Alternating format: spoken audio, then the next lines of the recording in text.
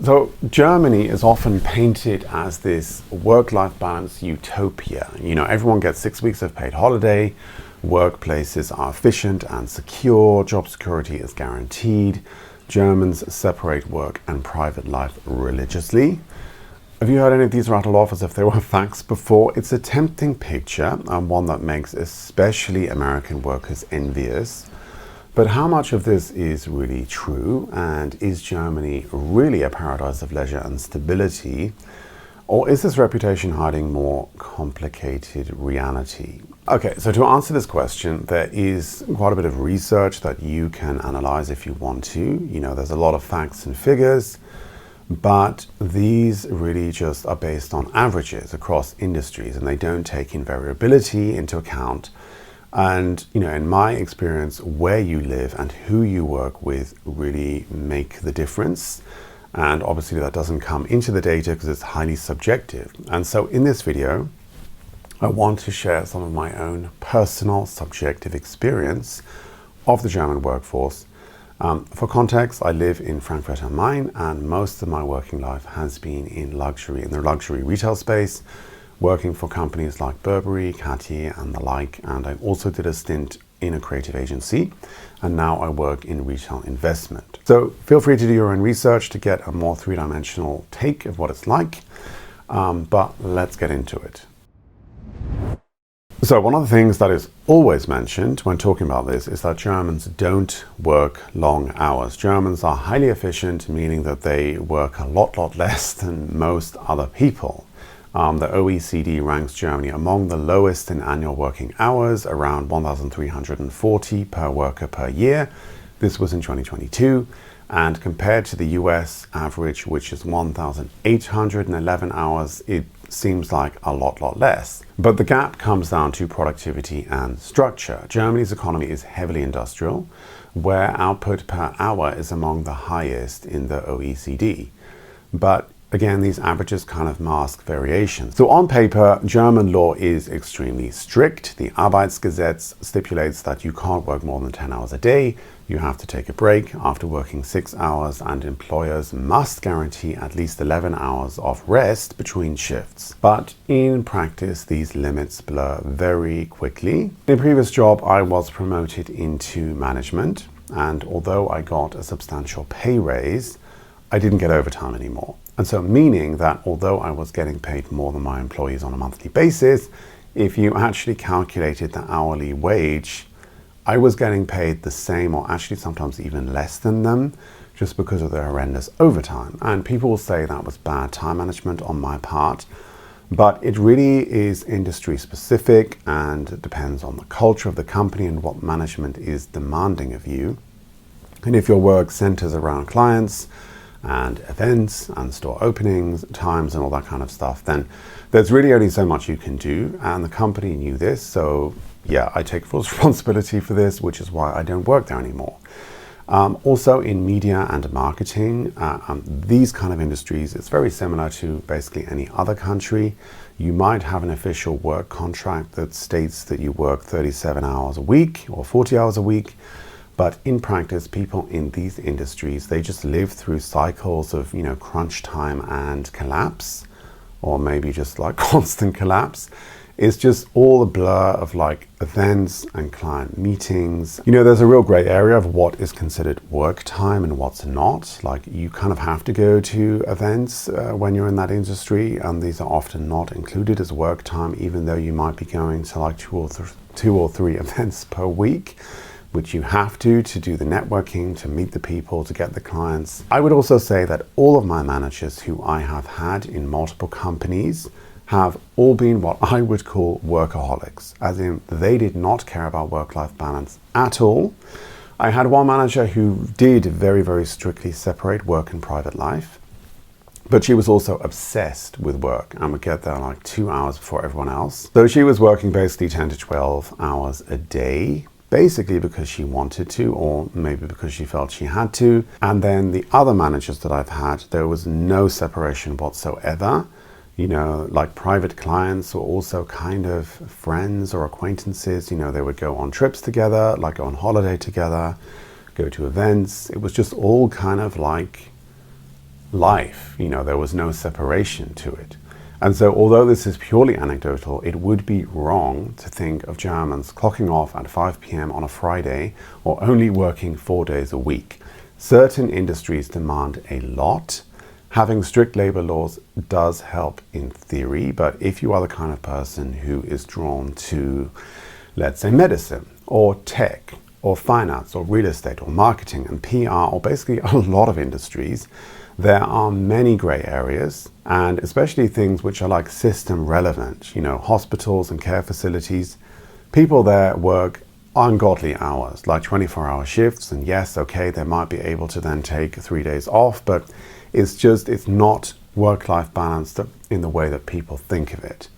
And so, yes, Germans do work fewer annual hours on average than Americans, but averages are very misleading and they reflect a highly productive economy in which certain sectors, especially manufacturing, generate immense value per hour, but they don't capture, the hospital nurse who hasn't seen a proper weekend for 3 months, or the junior marketing manager who's pulling, an all-nighter trying to get the campaign launch right. So the myth of universal leisure falls apart when you see the stratification. You've got secure unionized roles which do benefit from legal protections, but there's whole swathes of the workforce that live outside of them. And so Germany is not really a place without long hours. It's a place where some people are shielded from them and others are swallowed by them. Myth number 2 is that everyone gets 6 weeks of paid vacation. So this is generally at the top of everyone's list when they talk about work-life balance in Germany. And it's a stat that makes, I would say, particularly American workers sigh with envy, imagining Germans vanishing off to Mallorca every summer. So is this really true? Well, again, up to a point. German labor law does guarantee paid time off, but the myth really inflates it into something universal and absolute, which it is not. So by law, employers working a 5-day week are entitled to 20 days paid leave. In practice, collective agreements and company contracts usually raise this to 25 or 30 days per year. And when you add in Germany's 9 to 13 public holidays, depending on which state you're in, many full-time employees do approach this 6-week figure. But here is where the picture fractures. As I mentioned, as I alluded to in the previous point, around 7.5 million people in Germany are in mini jobs, which is like marginal employment, where you can only earn up to 520 euros per month. And now on paper, these jobs do include the right to holiday pay, but in reality, enforcement is weak.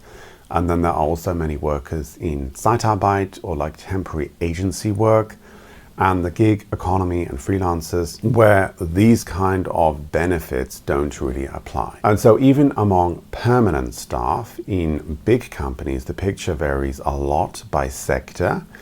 So, for bankers in Frankfurt, they can plan their holidays like a year in advance.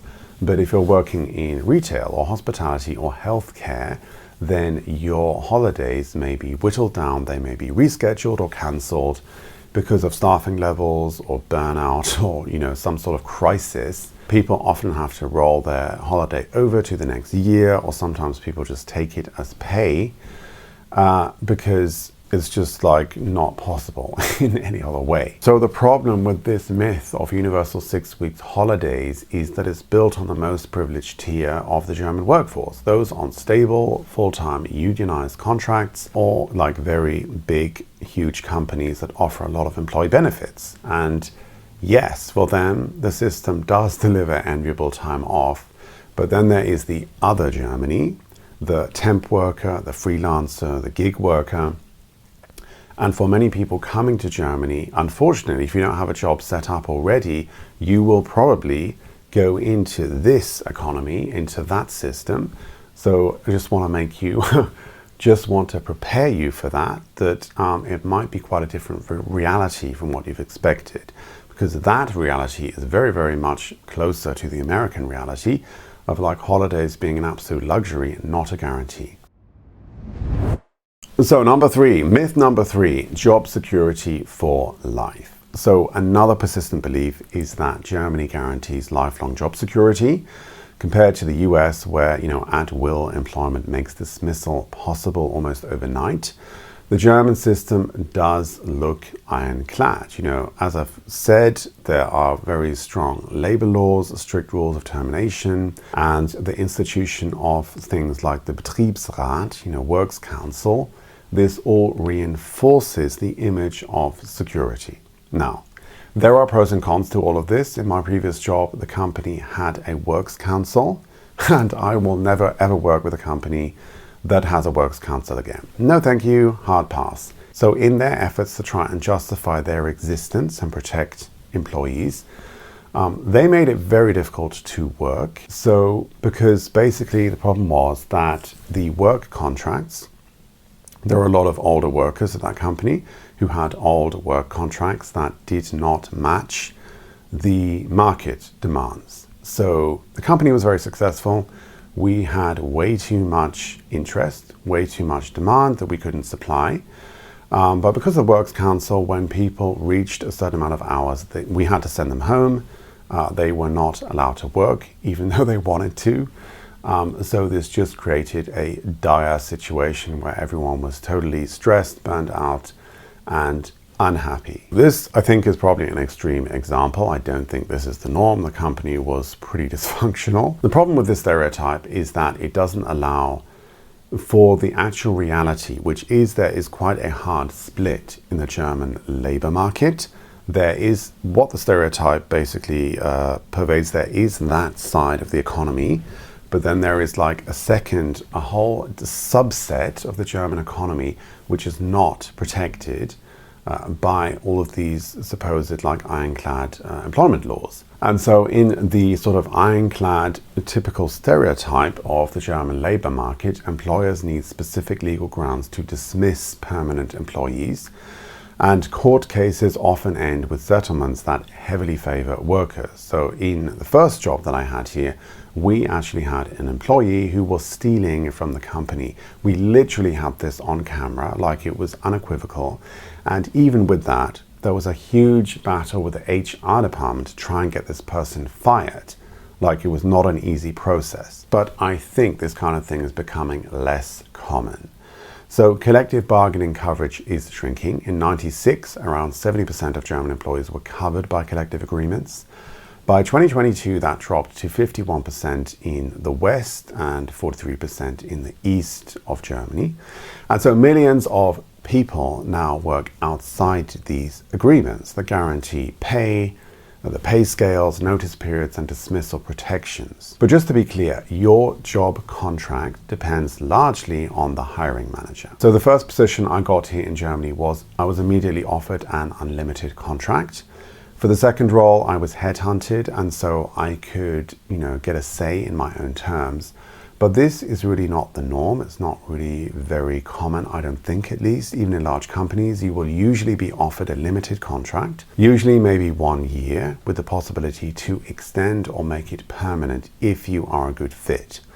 And so this is really a way for the company to extend the probationary period, because I think what companies are realizing, because Germany's labor market has sort of opened up, it becomes very expensive to hire people, and you just can't offer them the security right away because you don't know if they are going to be a good fit, or if you have to test it out first. The myth of absolute job security is really the story of a shrinking core workforce.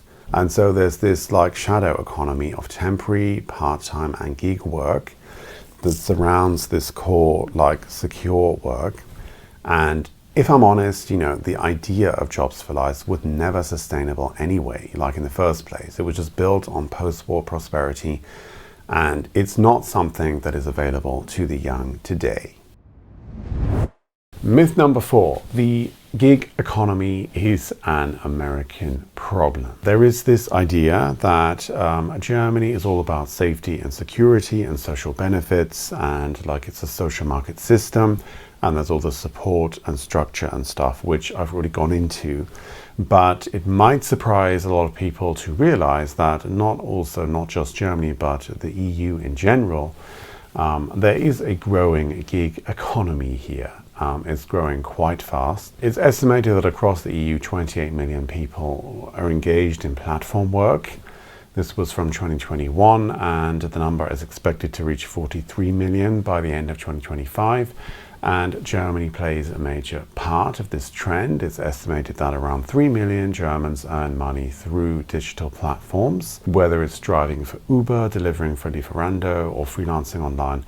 Although, to be quite honest, I would actually count as one of those people because I do make money from platforms online, but I also have a full-time job. So again, be wary of these stats, but I think it is fair to say that there is definitely a growing gig economy. It doesn't look like it's kind of slowing down or getting any smaller at the moment. The problem is that the very things that make gig work attractive to employers, like flexibility, low cost, minimal obligations, also places these workers outside of Germany's famous protection. The safeguards that define the German model simply just don't reach them. And it isn't just about apps or like the new digital economy. Gig-like arrangements exist also in more traditional industries too, like this Scheinselbstständigkeit, which, I don't know, you could say something like bogus self-employment. It's a recurring issue in construction, in logistics, in creative industries, like I said before, marketing and PR and that kind of stuff.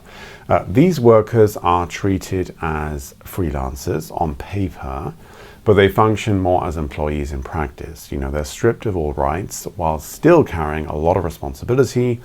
And, because I did an internship at a creative agency for around 6 months, and there were people coming and going all the time. It really felt more like a youth hostel than a place of work, and was just like the antithesis of this stereotypical German workplace. So the contradiction really is sharp. Germany's labor laws are designed to prevent exactly this kind of exploitation, yet the parallel economy thrives anyway, in part because enforcement is weak and because the demand for cheap, flexible labor keeps rising.